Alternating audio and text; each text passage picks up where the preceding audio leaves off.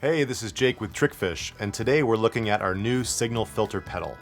So what is it? Why is it? Why would you want this? Is this an EQ pedal? What's going on? Well, if you're watching this, you may already know the benefits of a high-pass, low-pass filter circuit.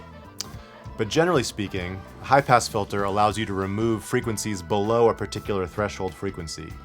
It offers a steep downward curve at whatever frequency you set it at, but it leaves everything above that perfectly intact. The same principle applies to the low-pass filter. It'll cut everything above a frequency, but it leaves everything below that cutoff intact. Both filters operate at 24 dB per octave, so they are cutting a pretty steep and effective curve at the desired frequencies. Each of the filters functions separately via these two independent foot switches, and the high-pass channel includes a gain control to compensate for volume loss if you're cutting the deep low end, achieving a tightened-up sound without compromising the feeling of fullness or impactfulness of your sound. So that's all well and good, but why would you want this? Well, for the high-pass channel, maybe you're playing on a boomy stage or in a room that tends to accentuate the low end and your rig tends to sound muddy. Or maybe you're going for a sound that's tighter in the low end and you want to stay out of the way of the kick drum to make sure the mix stays clear. Or maybe you just want to control the amount of subsonic frequencies that your amp and cabinet can struggle to reproduce at high volume.